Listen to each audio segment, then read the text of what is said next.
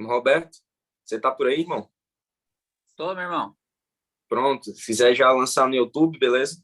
Já tá tudo lançado, tá tudo. Já tá ao vivo no YouTube? Já tá ao vivo, já mandei no grupo. Pronto, Então, agradeço, meu quando irmão. quiser Deus te começar, abençoe. quando quiser começar, pode mandar abraço. Pronto, agradeço, irmão.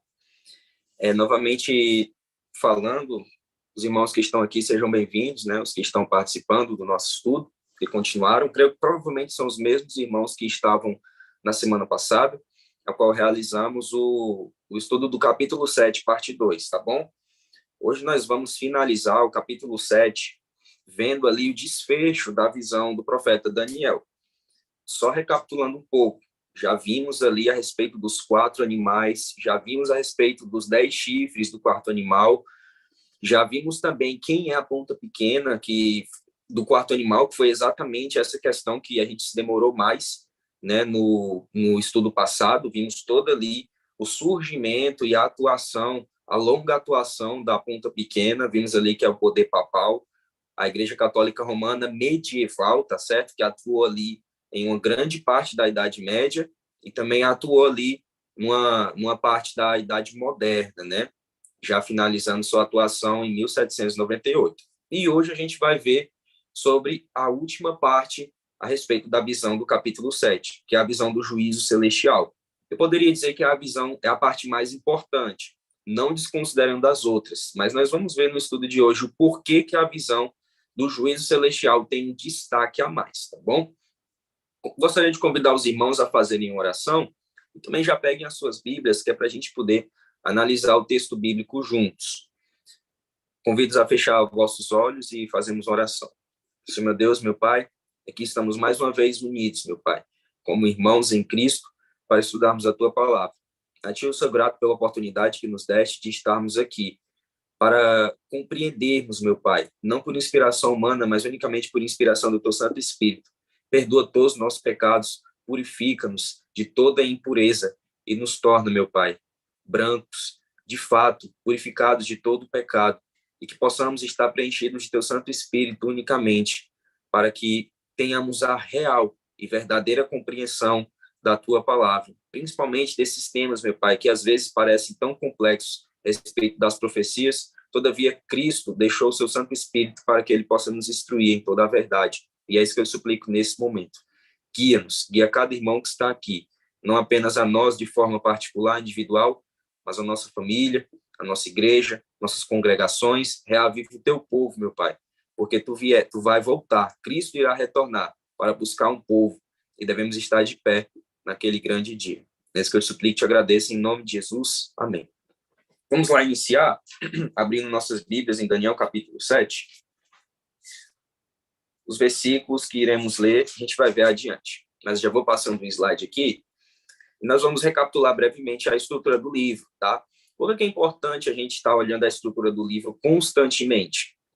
É algo simples, mas é porque quando você compreende o livro ali, num panorama geral, né, de uma visão maior, você vai ter uma facilidade para poder saber onde se encontra cada conteúdo. Isso daqui é o básico, né? Por exemplo, se alguém me perguntar onde se encontram as profecias do livro de Daniel, quando você estuda a estrutura, você consegue lembrar. Capítulo 2, capítulo 7, capítulo 8, 9 e o capítulo 10 ao 12.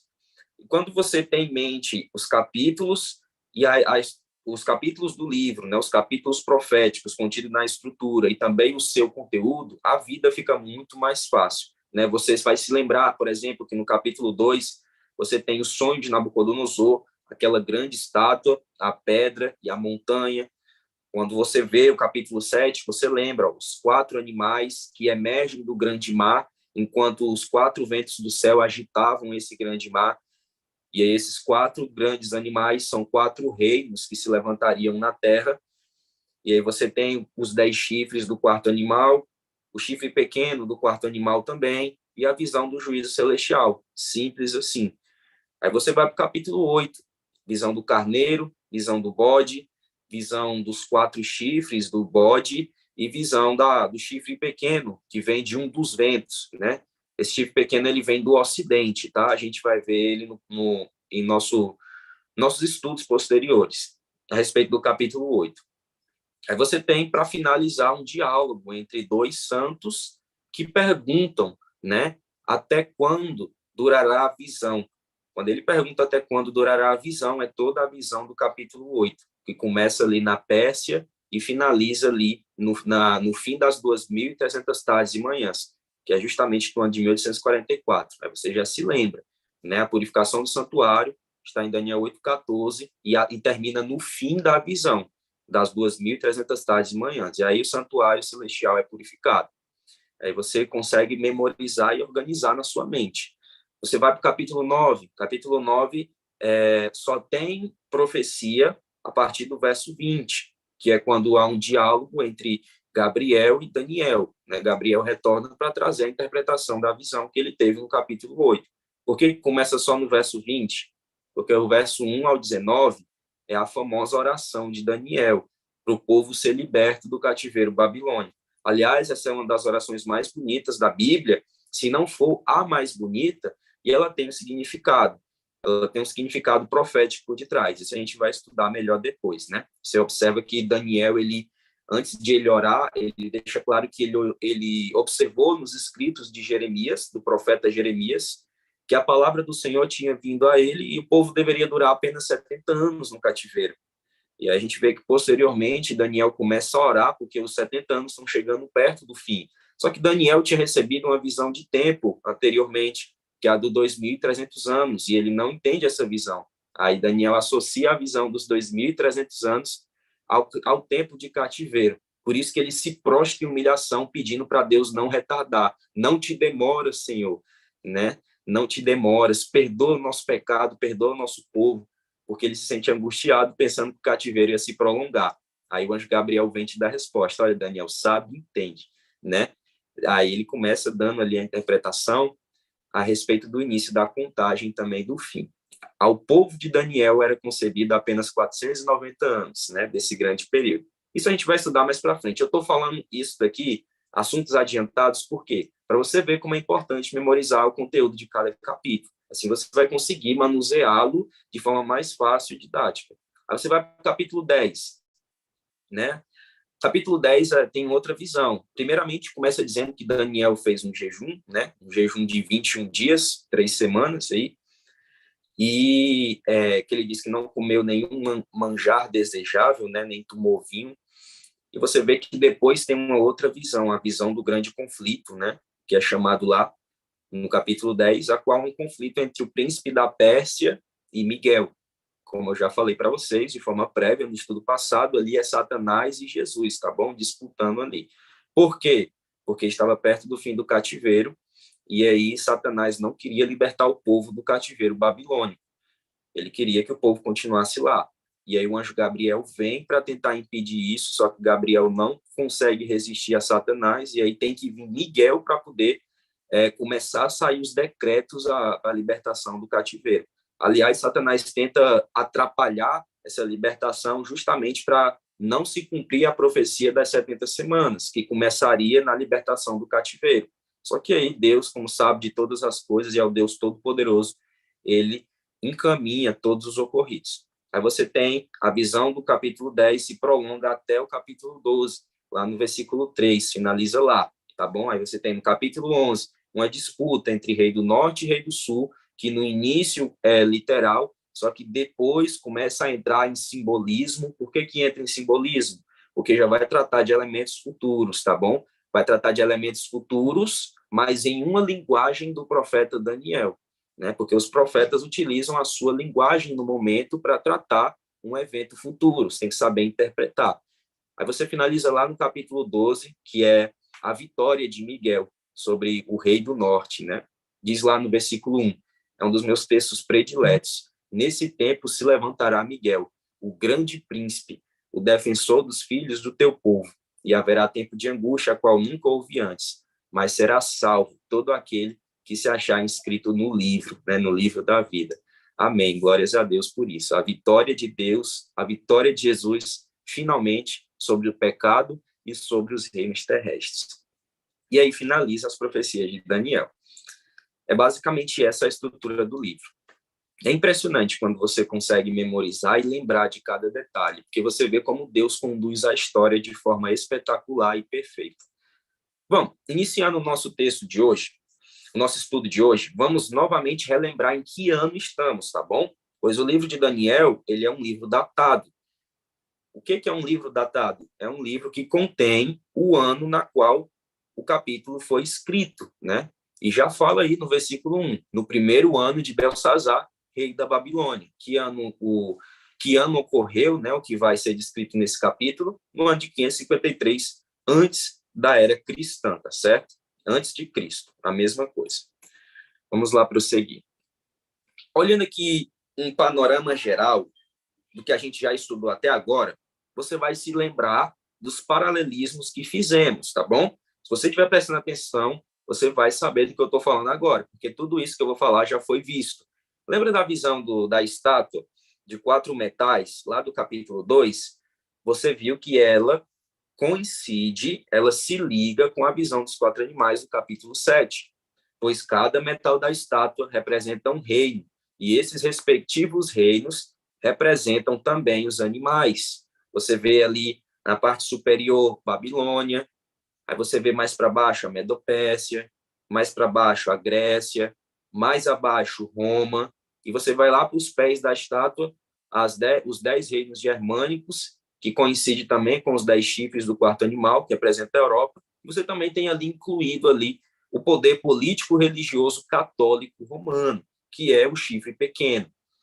Você tem ali mais à direita a visão da pedra e da grande montanha, que é a volta de Jesus, o estabelecimento do reino de Deus. E eu coloquei do lado, por mais que não coincida no mesmo tempo, no capítulo 7, a visão do juízo celestial e a visão do Filho do Homem, que vindica o reino e os entrega também aos santos do Altíssimo, tá bom? Então, se eu pudesse ligar o paralelismo, a pedra estaria mais ligada num período de tempo com a vindicação do reino de Deus, né? A gente vai ver hoje o final, que acontece no final da visão do capítulo 7, lá no versículo 14. Vamos lá, o juízo celestial.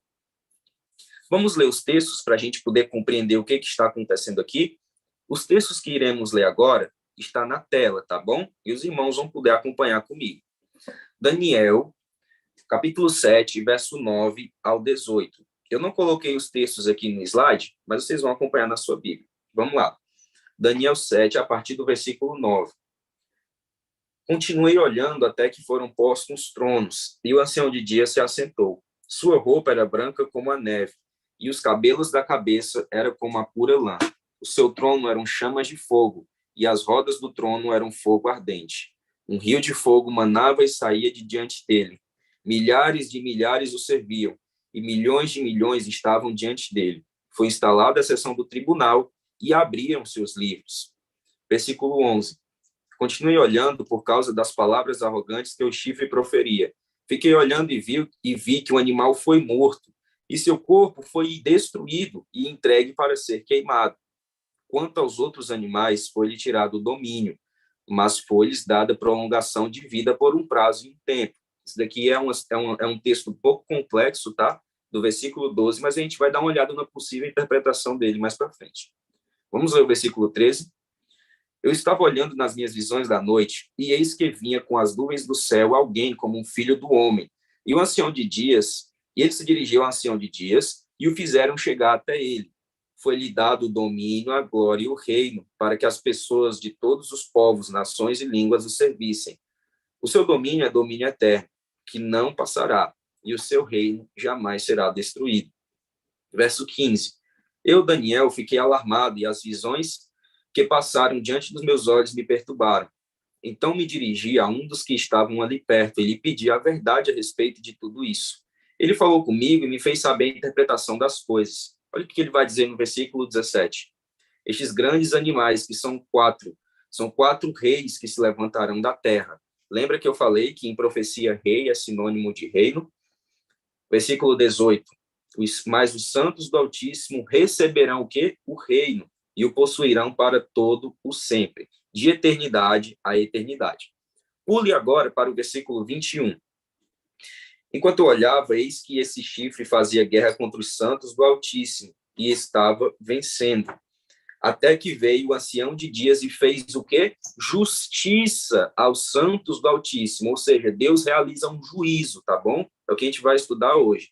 E veio o tempo em que os santos possuíram o reino. O tempo a qual os santos possuem um reino vem depois desse juízo, tá bom? Leia comigo o versículo 25 agora. Ele falará contra o Altíssimo, oprimirá os santos do Altíssimo e tentará mudar os tempos e a lei. E os santos serão entregues nas mãos dele por um tempo, 2 tempos e metade de um tempo. Olha só agora. Mas depois será instalada a sessão do tribunal para lhe tirar o domínio e para o destruir e o consumir até o fim. E agora olha o que diz o verso 27. O reino, o domínio e a majestade dos reinos debaixo de todo o céu serão dados ao povo dos santos do Altíssimo. O seu reino será um reino eterno, e todos os domínios o servirão e lhe obedecerão. Os textos que os irmãos acabaram de ler, eles trazem ali toda à tona a realidade do juízo celestial que deverá acontecer, tá bom? Qual a tradução que eu estou usando? Irmãos, estou usando a Nova Almeida atualizada, mas por mais que a tradução seja diferente, né, tem algumas divergências, mas o texto é o mesmo, o significado é o mesmo, mas estou usando a Nova Almeida atualizada. É por isso que eu devia até ter colocado o texto no slide, porque assim os irmãos conseguiriam acompanhar comigo, mas não foi possível. Aliás, eu não lembrei que esse slide já não estava com o texto, né, porque os outros tinham, agora esse não tem. Mas os irmãos leram o texto aí comigo, já tem na tela aí quais são, e fica bem tranquilo, então. Vamos lá participar, vamos lá começar e ver alguns pontos a respeito do texto que nós lemos agora. Eu gostaria de falar uma coisa para os irmãos. Nesse texto aqui que Daniel escreveu, há uma estrutura chamada de estrutura quiástica. O que é a estrutura quiástica? Estrutura quiástica é um método de literário hebraico na qual o autor do texto vai conectando as primeiras partes do texto com as últimas. E quando ele faz essa conexão, ele chega ali num ponto central. Olha só o que eu estou falando. Ele vai conectando as primeiras partes do texto com as últimas. No caso, eu estou tratando aqui apenas da visão, tá bom? Que vai aqui do verso 2 até o versículo 14, e vai conectando até chegar no meio. Quando ele chega no meio, o que acontece? Ele está querendo dizer que aquela parte central é a parte mais importante do livro, a parte mais importante do conteúdo, melhor dizendo, que foi escrito. E você pode dar uma olhada aí na tela, e aqui eu coloquei a estrutura quiástica do capítulo 7, tá bom? Se você dá uma observada, só no que eu pedi agora, você vai ver que eu marquei em vermelho eu marquei em vermelho bem no meio a respeito do juízo, que vai do versículo 9 até o versículo 10. O juízo, irmãos, ele é a parte central da visão do capítulo 7. Então, Daniel está querendo dizer para mim e para você, os leitores e estudantes de seu livro, o seguinte: olha, de tudo que você viu aqui neste capítulo, a parte do juízo é o centro do conteúdo, tá bom? A parte do juízo é o centro de todo esse conteúdo. É a parte mais importante. É nela que você deve focar. E a gente vai ver mais para frente o porquê que ele vai fazer isso, tá bom? Mas, de antemão, era só essa explicação que eu queria dar para vocês, a respeito da importância central do juízo. E isso foi feito pelo próprio profeta Daniel, como uma mensagem para a gente poder focar nesse texto, tá bom? Aí aqui você tem uma continuação do quiasma, que é uma explicação da visão, né? Aí você tem ali o início da explicação, um pedido de explicação suplementar que Daniel vai fazer, e você tem uma explicação final, lá do verso 23 até o verso 27. E finaliza a estrutura no versículo 28, na qual Daniel tem pensamentos perturbadores a respeito daquela visão que ele havia tido, principalmente do chifre pequeno. Primeiro ponto a gente analisar, a questão também da realidade do juízo. O tema do juízo divino, irmãos, ele é um dos aspectos centrais da visão bíblica da história. Olha só, ponto A, Deus julgará as nações. Isso é uma realidade. Deus, antes de ele concluir a história de pecado nessa terra, ele vai realizar o quê? Um juízo. Um juízo é necessário que seja feito. Eu coloquei aqui os textos que nós vemos Deus expressando claramente na qual ele irá julgar as nações. E segundo ponto, Deus julgará também os indivíduos de forma individual. Isso também é uma realidade bíblica. Como eu falei para vocês no início, o profeta Daniel, ele escreve o seu conteúdo com base também no conhecimento cultural e religioso de sua época. Quando nós analisamos na época do profeta Daniel, qual evento de fato era um juízo que ocorria entre o seu povo? Se vocês lerem aqui abaixo, que eu coloquei, você vai ver o nome Yom Kippur, né? Aí vai estar entre parênteses, dia do juízo, o dia mais importante dentre as festas judaicas, né? Todos os ocorridos que havia no santuário no Antigo Testamento, sabemos que eles eram apenas uma sombra do que ocorreria no santuário celestial na era evangélica, ou seja, no Novo Testamento, com o sangue da aliança sendo o sangue do verdadeiro Cordeiro de Deus, o sangue de Jesus Cristo. Então, o mesmo dia do juízo que acontecia no antigo Israel, deveria acontecer novamente. E vamos lá, vamos falar um pouquinho do Yom Kippur, que é justamente o que está descrito lá em Levítico 16, tá bom? O juízo que acontecia entre o povo de Deus. O Yom Kippur, como você bem viu aqui, era o dia mais solene, né? O 10º dia do 7º mês do calendário judaico, do calendário bíblico, né? Nesse dia, o povo deveria entrar em um jejum, deveria se humilhar, porque Deus estaria ali no meio do povo, realizando ali um juízo final por meio da pessoa do sumo sacerdote, e esse juízo serviria para afastar os pecados do arraial. Esse juízo servia para isso, tá bom? E era por isso que cada pessoa deveria se humilhar verdadeiramente no dia do Yom Kippur. Era a festa mais importante. O Yom Kippur, na tradição judaica, não significa apenas o juízo de investigação, o juízo na qual os casos são analisados, mas ele também tem um sentido mais profundo que acontece depois disso. Um motivo, melhor dizendo, também por detrás disso. O Yom Kippur, as pessoas relacionavam ele com a recriação do mundo. Exatamente o que eu quis dizer para você. As pessoas conectavam o Yom Kippur com a recriação do mundo. Você pode estar me perguntando, como assim, Caio? A festa da expiação, dia da expiação com a recriação do mundo? Como assim? Que ligação tem uma coisa com a outra? O juízo celestial com a recriação do mundo? Como é que os judeus pensavam na época? Eles pensavam basicamente o seguinte: nós estamos em um mundo contaminado pelo pecado. Só que Deus, né, o Eterno, o Altíssimo, Adonai, o Senhor, nos prometeu, por meio da palavra dos profetas, que iria purificar o mundo de toda contaminação do pecado. Só que essa purificação só deveria acontecer depois que Deus realizasse um juízo que serviria para afastar os pecados do seu povo, para que o seu povo se encontrasse totalmente purificado, para que eles pudessem ter acesso ao reino de Deus. E aí, quando eles estivessem salvos, aí sim, depois disso, Deus iria recriar o mundo. Você conseguiu entender por que o juízo e a recriação do mundo são coisas que, na mente de um judeu, pelo menos na época de Daniel, eram coisas ligadas, uma coisa leva a outra? Eis a importância. E o juízo celestial, ele está querendo dizer justamente isso. Novamente, agora, a festa de Kippur irá começar, a festa da expiação irá começar.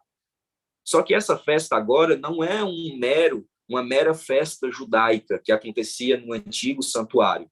É o verdadeiro juízo que deverá ser realizado antes de ocorrer o novo céu e nova terra, como decretou, como escreveu, melhor dizendo, o profeta João, lá em Apocalipse 21. É necessário que o juízo seja realizado.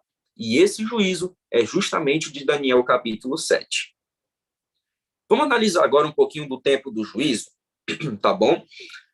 A descrição do juízo divino em Daniel 7 o apresenta ocorrendo depois das ações dos animais, e especificamente do chifre pequeno e seu período de supremacia. Olha só, o texto de Daniel 7, 25 e 26 fala que depois, observe só, o juízo deveria acontecer depois da atuação do chifre pequeno. Eu vou colocar aqui uma linha de tempo e os irmãos vão acompanhar comigo, tá bom? Vamos começar lá desde o início da visão e vamos até o fim.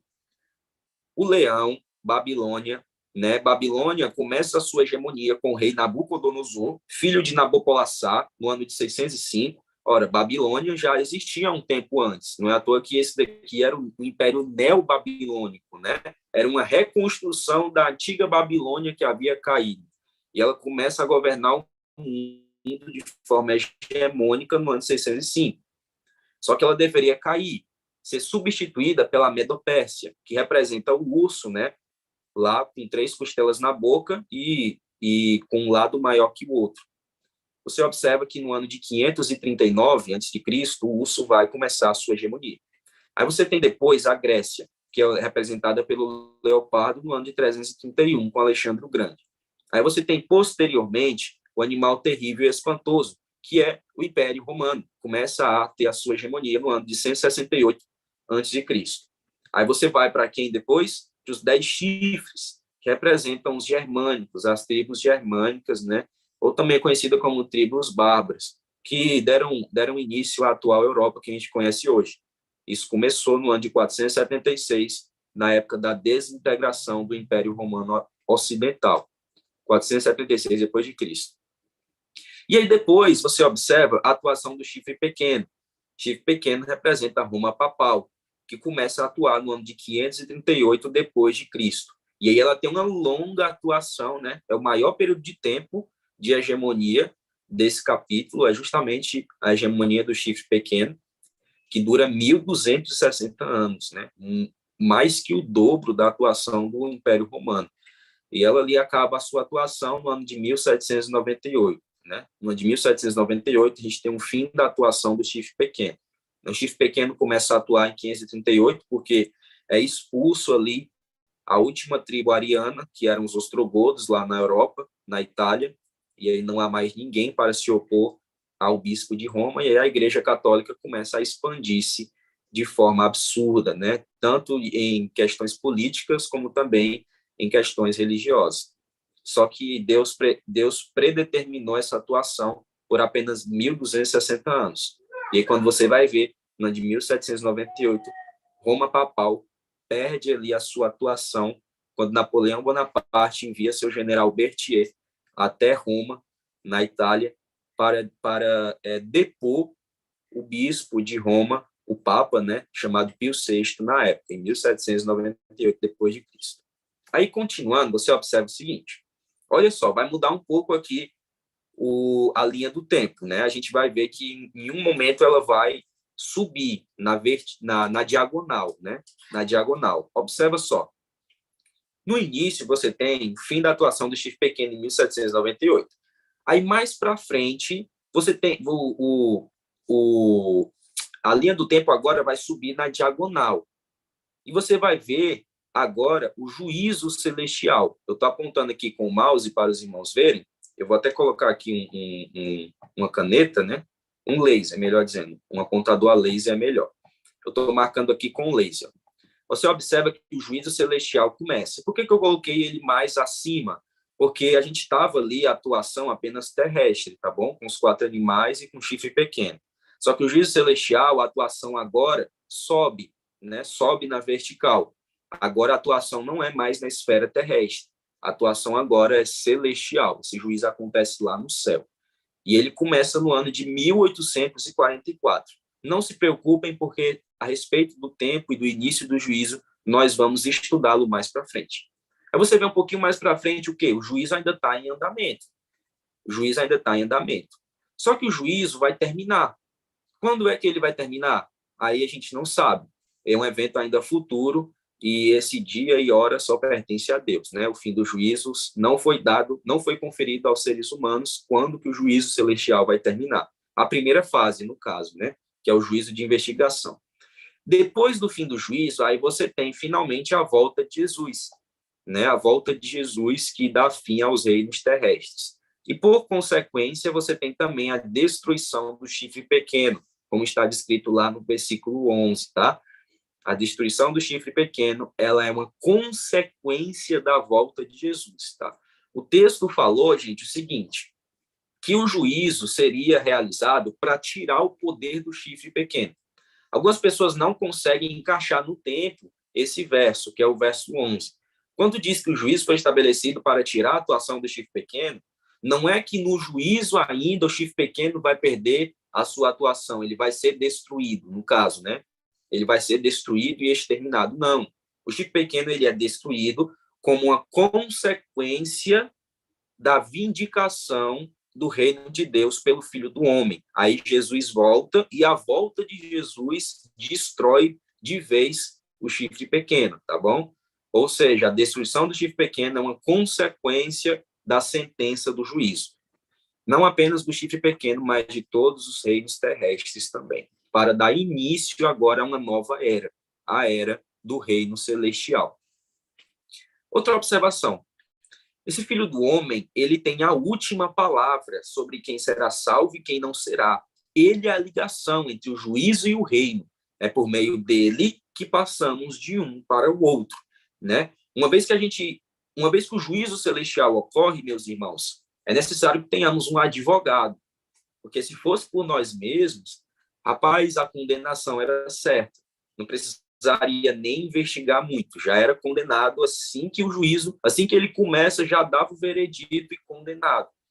Mas pela presença do Filho do Homem, ele entra nesse juízo, como a gente viu lá no versículo 13, ele vai até o ancião de dias e aí ele faz essa intermediação entre o juízo e o reino de Deus. E é por causa do Filho do Homem que nós, seres humanos, chamados aqui de santos do Altíssimo, né? Chamado de santos aqui, porque você sabe que a palavra santo significa separado, né? Kadosh, separado, separado do mundo e entregue e dedicado a Deus, né? E consagrado a Deus. Aí Jesus faz esse papel, o Filho do Homem. Outra, a mesma observação, né? O momento a qual os livros se abrem, contudo, não coincide com a execução da sentença. O que Daniel vê nos livros é apenas o veredito, seja culpado ou não. A sentença vem depois. Os versículos 11 e 12 anunciam o destino do chifre pequeno, mas especificamente do quarto animal, o portador do chifre pequeno, tá bom? A gente sabe que o chifre pequeno está ligado ao quarto animal, o quarto animal representa Roma, e Roma ainda está viva, né? Não é à toa que os historiadores dizem que Roma não morreu, Roma ainda está viva, né? Não através de um império, mas através da Roma religiosa. A respeito das perguntas que os irmãos tiverem, podem ir colocando aí no chat, ou até mesmo acréscimos, que a gente vai ver, a gente vai ler todos no final, tá bom? A gente vai ter um momento para dialogar só sobre isso. Vamos passar para o próximo? Pronto. Isso daqui eu creio que já ficou claro, mas é importante eu estar ressaltando. O motivo do juízo. Algumas pessoas olham para o juízo celestial de Deus e pensam o seguinte: o juízo é para condenar. Não, gente. O juízo de Deus não é para condenar. Ele é a favor dos santos do Altíssimo. É por causa do juízo que os santos do Altíssimo recebem o reino. É por causa do juízo que o ancião de dias vem e faz justiça aos santos do Altíssimo. Então, não precisa ter medo, né? Às vezes o assunto do juízo é um assunto que muitas pessoas não gostam de tocar, justamente porque elas já se sentem condenadas, né? O juízo, ela só vê a parte da condenação, mas ela não observa que no juízo está alguém capaz de justificar e de perdoar todas as nossas transgressões, né? Não é à toa, gente, que se esse juízo não fosse realizado, caso Jesus voltasse, estaríamos perdidos. O juízo, ele é essencial. Ele é motivo, assim, para salvação, literalmente. Porque é no juízo que os nossos casos são vindicados para a glória e o reino de Deus. Uma declaração aqui muito interessante e muito controversa é a seguinte: a de Daniel 12, a de Daniel 7, verso 12, que fala de uma longa prolongação de vida, né, que foi concedida aos 3 animais por um prazo e um tempo. Essa é uma expressão idiomática, significando um tempo determinado por Deus. Como interpretar? Olha só. Essa declaração é uma nota de que os 3 primeiros animais tinham perdido sua autoridade de maneira parcial no passado, em contraste com o 4º animal, que foi completamente destruído pelo juízo de Deus. Aí está aqui a citação, só para a gente ler novamente e lembrar do que eu estou falando aqui. Ó. Quantos outros animais lhes tinha sido tirado o domínio, todavia lhes tinha sido dado uma prolongação de vida por um prazo e um tempo, né? A gente acabou de ler, mas eu vou explicar aqui de forma mais didática. Se você observar, irmãos, os reinos passados caíram. Só que não foi uma destruição completa, uma destruição total desses reinos. Quando a Babilônia cai, por exemplo, muitas pessoas, inclusive do próprio reino da Babilônia, continuam vivas. O reino da Babilônia ainda vigora por um grande período de tempo. Não é à toa que no passado, por mais que um reino fosse subjugado por outro, né, por mais que o rei fosse morto por um rei de uma outra nação, as pessoas começavam a chamar aquele rei que conquistou de monarca daquela nação. Né? Por exemplo, você tem o rei Ciro da Pérsia. O rei Ciro, em um momento de sua vida, ele vai lá governar sobre a Babilônia. As pessoas chamavam Ciro de rei da Babilônia. Alexandre o Grande, ele toma ali o reino da Pérsia. Muitas pessoas na época ainda chamavam Alexandre de rei da Pérsia. Ou seja, ele destruiu, mas foi uma destruição parcial, não foi completa. Não foi. Agora a do 4º animal, aí sim, é uma destruição completa. Porque a manifestação do reino de Deus vem. E quando ela vem, ela dá fim definitivo aos reinos terrestres. Ao contrário do que aconteceu no passado com os 3 animais, tá bom? É basicamente assim que a gente pode interpretar. Estamos perto de findar, e aqui vamos dar uma analisada a respeito da identidade dos personagens. Quem é o ancião de dias? Observe o seguinte, meus irmãos. A Bíblia se interpreta com a própria Bíblia. Hebreus, capítulo 12, verso 22 e 23, traz a identidade do ancião de dias. Olha o que diz no texto. É o texto abaixo, tá bom? Tendo chegado ao Monte Sião e à cidade do Deus vivo, a Jerusalém celestial e a incontáveis hostes de anjos, e a universal assembleia, e a Deus, o juiz de todos. Observe, o ancião de dias em Daniel faz o papel de quê? De juiz. Mas quando você vai em Hebreus, Deus o Pai é o juiz. Então é a mesma figura, tá bom? O ancião de dias é Deus o Pai.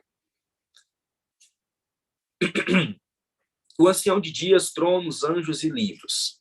A descrição de Deus e do seu trono está em paralelo com a de Ezequiel, capítulo 1, verso 4 ao 28, onde aparece fogo, glória, um trono com rodas, né? E, aliás, é um trono móvel, né? Isso daqui, quem de fato é estudioso da Bíblia já deve saber, que a visão de Ezequiel, sua primeira visão, tá bom? Lá no capítulo 1, traz uma descrição do trono de Deus da mesma forma a qual está aqui em Daniel. Vamos falar aqui um pouco a respeito dos livros. O texto deixou claro que quando se assenta o tribunal, abrem-se os livros, né? Está aqui no versículo 10. Foi instalada a sessão do tribunal e abriram-se os livros. Quais são os livros que temos lá no céu? Qual é o propósito desses livros? Ora, como que eles são utilizados? Nós temos 3 livros, pelo menos, irmãos, que conhecemos no céu. O primeiro livro é o livro da vida. O que tem no livro da vida? Ele tem o nome dos santos, dos salvos. Você pode ver ele em vários textos, tá bom? Os textos estão aí na tela. Vocês podem abrir depois na sua Bíblia para acompanhar de forma individual. Não vamos ler cada um, porque demoraria muito, mas os textos estão aí para você conferir. Segundo livro, o livro das memórias, conhecido também como livro memorial. O que tem no livro das memórias? Um registro dos atos de justiça, mas também um registro dos pecados.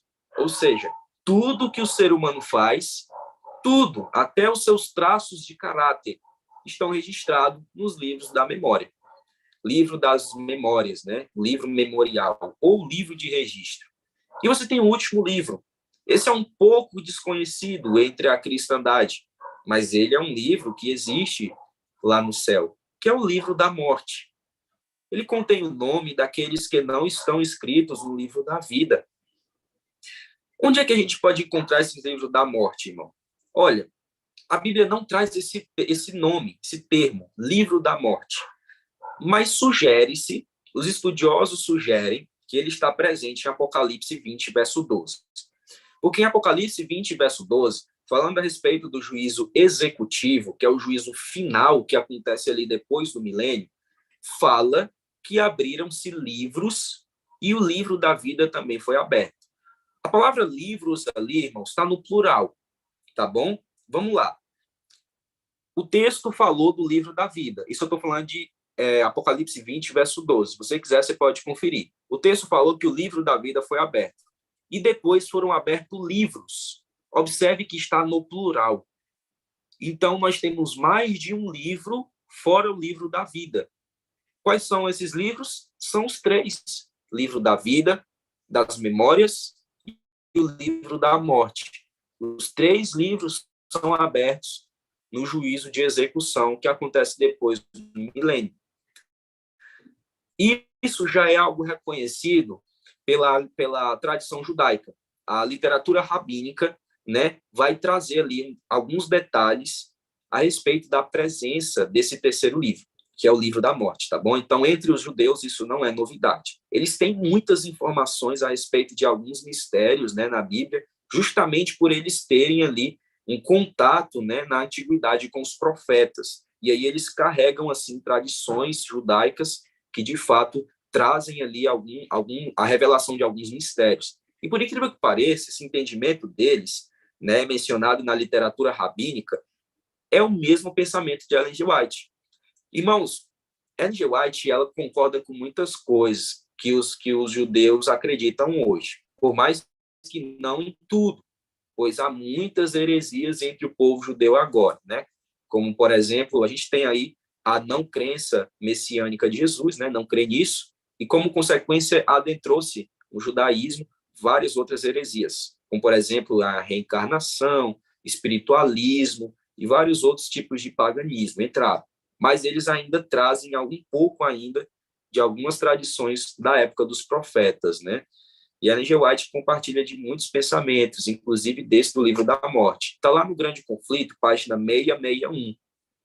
Olha só o que ela vai dizer lá no Grande Conflito, página 661.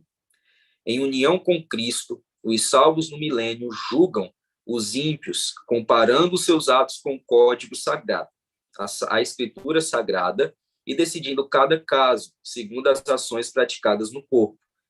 Observe o que ela vai dizer agora. Então, é determinada a parte que os ímpios devem sofrer, segundo suas obras, e registrada em frente ao seu nome. Olha só, no livro da morte. Isso quem fala é Ellen G. White no livro Grande Conflito, página 661. Ela vai citar o livro da morte. Ou seja, Ellen G. White profetiza, inspirada por Deus, assim como foram os profetas no passado, vai citar o livro da morte, pois Deus havia revelado em visão a ela que esse livro de fato existe lá no céu. E o Filho do Homem?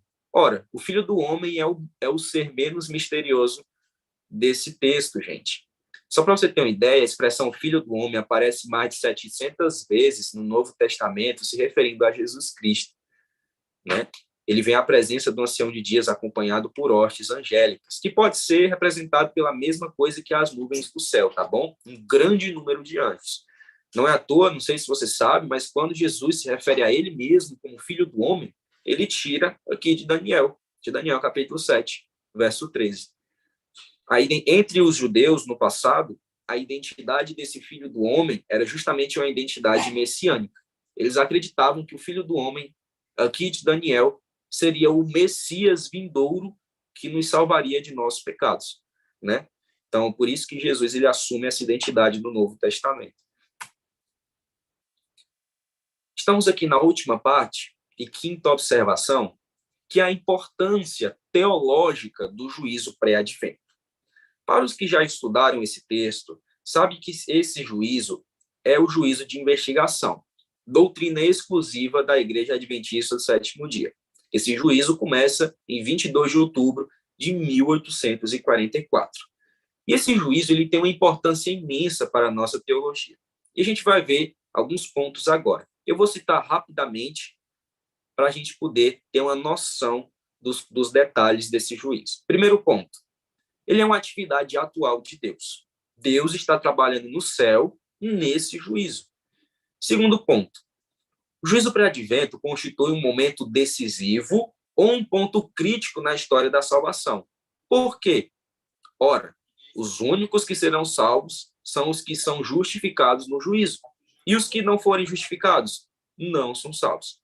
Terceiro ponto, o juízo pré-advento distingue o tempo do fim dos tempos. Isso daqui é uma dúvida entre muitas pessoas. O que é tempo do fim e o que é fim dos tempos? Irmãos, tempo do fim é o tempo na qual o fim está próximo, né? Então, você observa que o tempo do fim está inserido ali no mesmo momento do juízo celestial, tá bom? O juízo celestial está dentro do tempo do fim, né? O tempo a qual o fim está próximo. E fim dos tempos é a mesma coisa da consumação dos séculos. É, de fato, o fim, o ponto final, na qual Jesus vem e retorna à Terra. Essa é a diferença, tá bom? O juízo pré-advento, ele ocupa a primeira das três grandes fases do juízo final de Deus, que termina com o estabelecimento de seu reino. O juízo pré-advento focaliza Cristo e tem algo a dizer a respeito no seu clímax. O juízo pré-advento fala a respeito dos ímpios e sua sentença. O juízo pré-advento fala a respeito dos justos e seu destino. O juízo pré-advento dá uma resposta à questão do presente estado dos ímpios mortos. Isso aqui é muito interessante também, porque o juízo pré-advento deixa claro que, se ele está sendo realizado, é porque pessoa alguma pode estar no céu nesse momento. Aí você pode falar, mas e Enoque, Moisés e Elias? Amigos, eles entraram no céu, eu poderia dizer, com um cheque pré-datado, né? Quando eles foram ao céu, Jesus nem sequer tinha vindo ainda à Terra para nos justificar e para nos dar acesso ao céu, pois Jesus é essa ponte, ele é esse caminho para o ser humano ir para o céu. Porque ser humano algum vai para o céu por justiça própria, isso é impossível, não tem como. O ser humano já nasce condenado, é impossível. Mas a questão de eles estarem no céu é como se o caso deles fosse deixado para ser examinado mais para frente. E quando o juízo começasse, aí eles seriam, de fato, absolvidos. Mas eles poderiam ter acesso antes. É uma exceção. Mas todos os outros mortos estão mortos ainda, esperando o fim desse juízo para ter a sua sentença. O juízo pré-advento fornece uma demonstração do caráter de Deus. Por que ele fornece uma demonstração do caráter de Deus? Porque o texto falou que miríades de miríades estão diante dele, tá bom? Os anjos, representados por essas miríades de miríades, fazem parte também do juízo. Por que os anjos estão no juízo? Porque é necessário, irmãos, que os anjos observem o porquê que alguns serão salvos e por que outros não serão. Os anjos, primeiro, não são onipresentes e não são oniscientes. Eles precisam ter certeza do porquê eu e do porquê você irá estar presente no céu. Ou Deus nos livre, o contrário, né? Para quem não vai estar presente no céu, é necessário que seja esclarecido. O juízo serve para isso. Ele também fornece uma conclusão lógica à primeira fase do ministério sacerdotal de Cristo no céu. Isso daqui é belíssimo, irmãos. A doutrina desse juízo na Igreja Adventista é belíssima, porque ela harmoniza o trabalho de Jesus no céu. Ora, se esse juízo representa o Yom Kippur, que é a passagem do sacerdote do lugar santo para o santíssimo, do sumo sacerdote, melhor dizendo, Jesus, do lugar santo para o lugar santíssimo, a gente consegue entender a teologia do livro de Hebreus, que Jesus entrou no santuário e ele começa a ser o nosso agora sacerdote, o nosso mediador, mas ele também é nosso sumo sacerdote, porque um dia ele iria realizar o juízo final para vindicar o seu povo. Ora, o juízo pré-advento, ele também coloca uma forte ênfase sobre as demandas éticas do evangelho. E o juízo pré-advento enfatiza nossa responsabilidade de observar todos os mandamentos de Deus, inclusive a guarda do sábado. Você pode estar se perguntando o que tem a ver juízo, um mandamento, irmãos, seremos analisados conforme a lei de Deus, tá bom? A lei de Deus é a norma do juízo. Você pode observar isso em Tiago, capítulo 2. Esses são alguns pontos destacados pelo teólogo William Shea, tá bom? E aqui você tem a reação final de Daniel, no versículo 28. Aqui terminou o assunto. Quanto a mim, Daniel, os meus pensamentos muito me perturbaram, e o meu rosto se empalideceu, mas guardei essas coisas no coração. Quando ocorre o juízo celestial? Você pode estar se perguntando agora. Irmãos, isso é uma resposta para os próximos capítulos, tá bom? O início do juízo não é decretado no capítulo 7. Apenas nos capítulos posteriores teríamos mais informações a respeito do início do juízo. Para você que está acompanhando o nosso estudo desde o início, desde o capítulo 2, né, sendo mais específico, você percebeu que os mesmos elementos estão aparecendo, só que novos também estão aparecendo. Coisas que não vimos no capítulo 2, agora foi vista no capítulo 7. E coisas que não vimos no capítulo 7, vamos ver no capítulo 8. E coisas que não veremos no capítulo 8, vamos ver no capítulo 9. Ou seja, vai haver uma recapitulação, já está havendo, melhor dizendo, e nós descobriremos o tempo no decorrer dessas recapitulações, no capítulo 8 e no capítulo 9. De antemão, já temos uma noção de que o juízo começa depois de 1798. Mas quando ele começa, isso a gente só vai ver no nosso próximo estudo, tá bom? Até o nosso próximo encontro. Só que antes, eu não poderia finalizar sem algumas reflexões de Ellen G. White a respeito desse juízo. Pois às vezes a gente estuda esse juízo, irmãos, mas não entende a importância espiritual deles. Fica apenas como um mero conhecimento teológico, mas não como um aprendizado espiritual. Olha o que Ellen G. White fala a respeito desse juízo. A obra de cada homem passa em revista perante Deus e é registrada pela sua fidelidade ou infidelidade. Estão escritos com terrível exatidão. Ao lado de cada nome, nos livros do céu, estão escritos com terrível exatidão toda má palavra, todo ato egoísta, todo dever não cumprido, todo pecado secreto, juntamente com toda artificiosa hipocrisia, advertências ou admoestações enviadas pelo céu que foram negligenciadas, momentos que foram desperdiçados, oportunidades que não foram aproveitadas. Aquela oportunidade que Deus te deu de evangelizar um indivíduo que estava precisando ouvir ali, talvez nos últimos momentos a qual você pudesse ver ele, um momento, talvez, que ele fosse depois falecer, perder a sua vida, e Deus te enviou, mas você segurou e não foi fazer a vontade de Deus. O orgulho foi maior. Tudo isso é registrado nos livros celestiais. Todas as vezes a qual não fomos humildes, todas as vezes a qual o caráter de Cristo foi destituído em nossa vida, todas as vezes que tivemos a oportunidade de demonstrar o amor, a paciência, a misericórdia de Jesus que tinha para conosco. Observe, Jesus que não tinha pecados, era um ser extremamente misericordioso e amável para com os pecadores. E nós, pecadores, quanto mais não deveríamos ser com os nossos próprios irmãos, que contêm ali a mesma mácula, a mesma mancha do pecado que nós. Nós devemos refletir verdadeiramente o caráter de Jesus, caso isso for negligenciado, tudo vai ser anotado, irmãos, contra nós no dia da manifestação do reino de Deus. Influência exercida para o bem ou para o mal, juntamente com seus resultados de vasto alcance, tudo é historiado pelo anjo relator.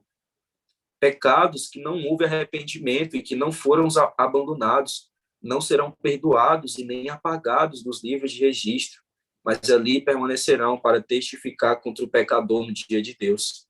Ele pode ter cometido más ações à luz do dia ou nas trevas da noite. Porém, irmãos, elas estavam patentes e manifestas àquele com quem temos de nos haver.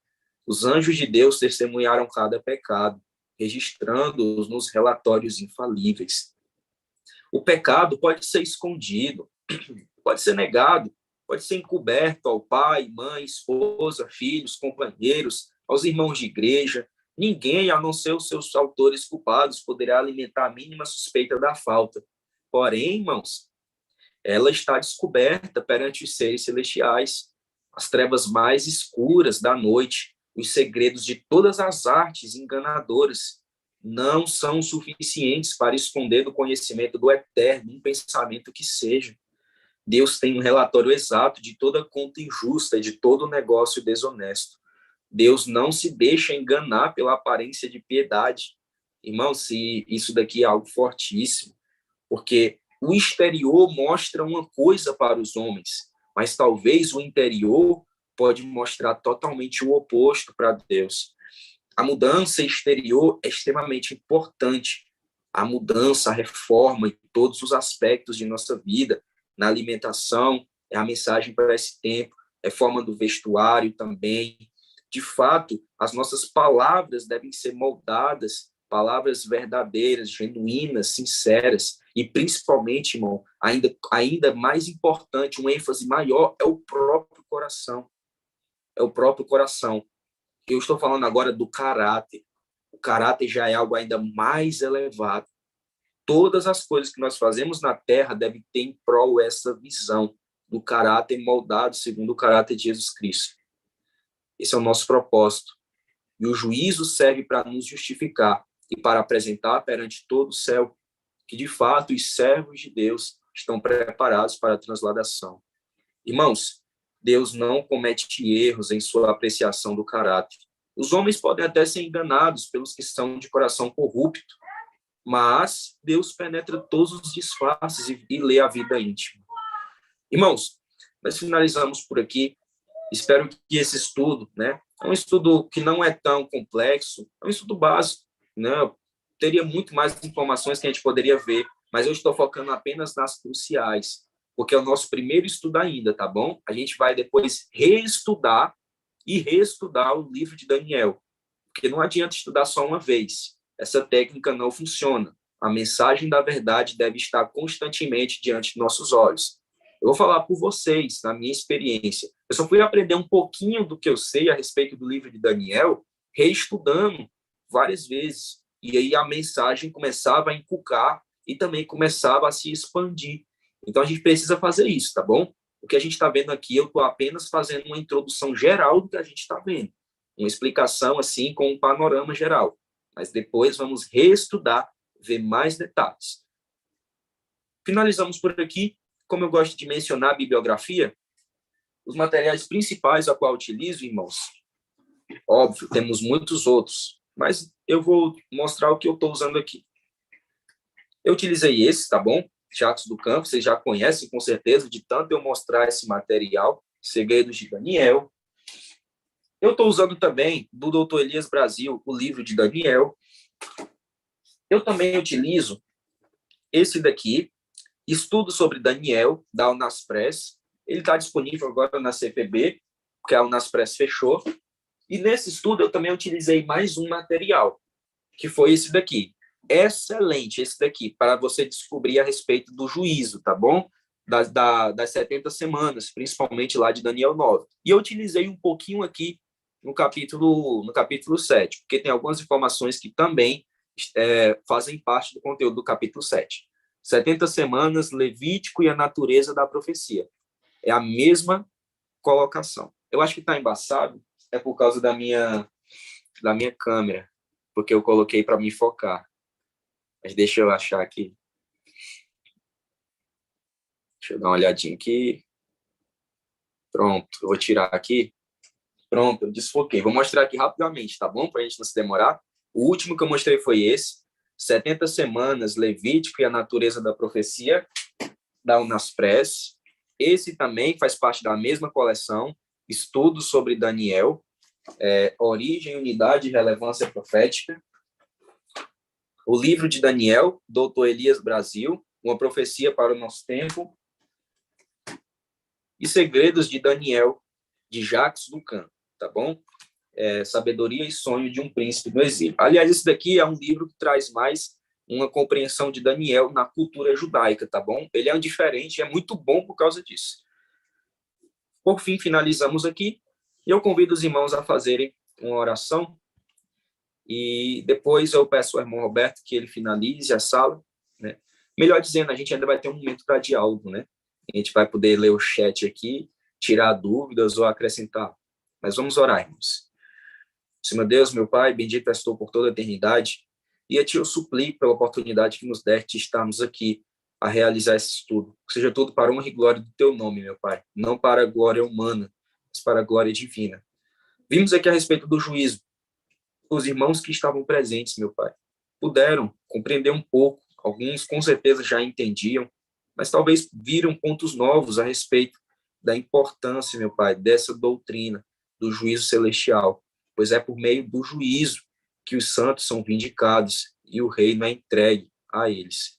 Eu te suplico, perdoe-nos de todas as nossas falhas, que no teu livro de registros, meu Pai, em que Cristo Jesus está oficiando agora, os nossos pecados possam ser definitivamente apagados e possamos ser justificados, não apenas de nossos atos, meu Pai, mas também de nossa natureza pecaminosa que nos aliena de Ti, para que, de fato, a natureza semelhante à de Cristo possa estar presente em nós e nós possamos ter garantia ao reino celestial.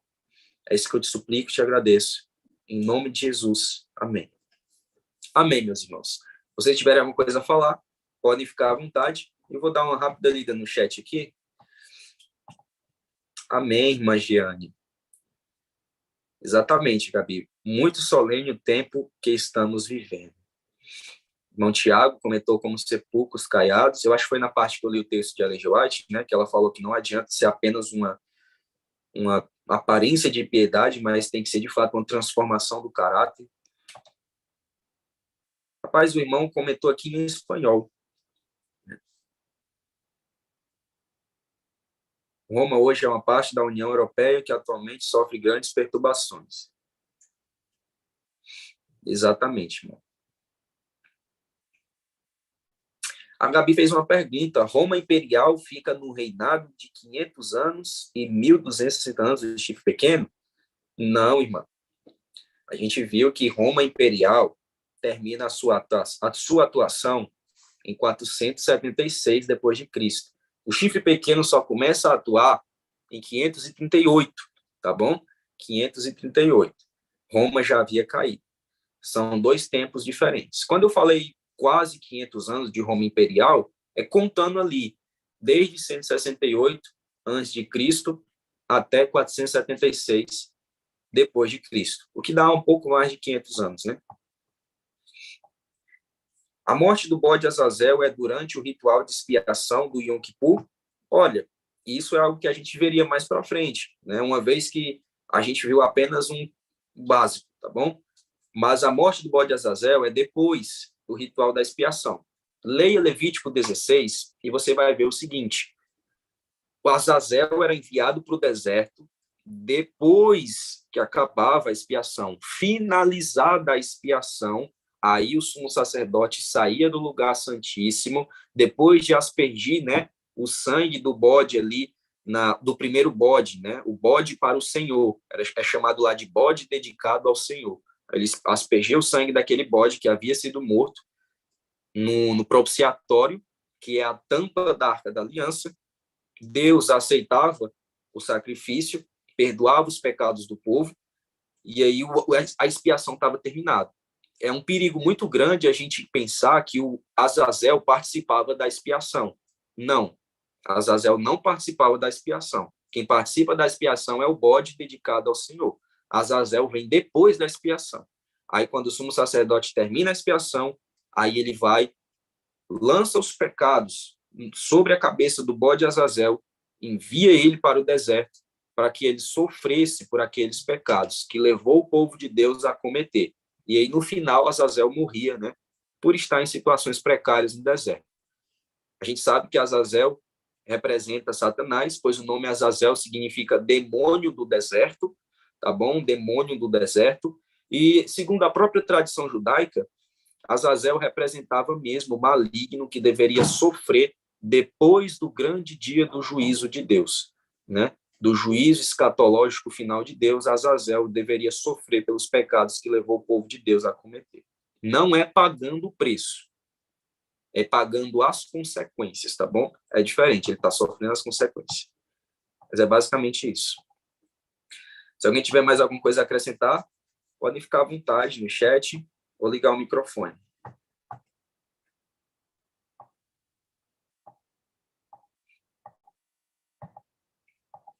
Senão a gente pode finalizar por aqui. Tá por aí, irmão Alberto?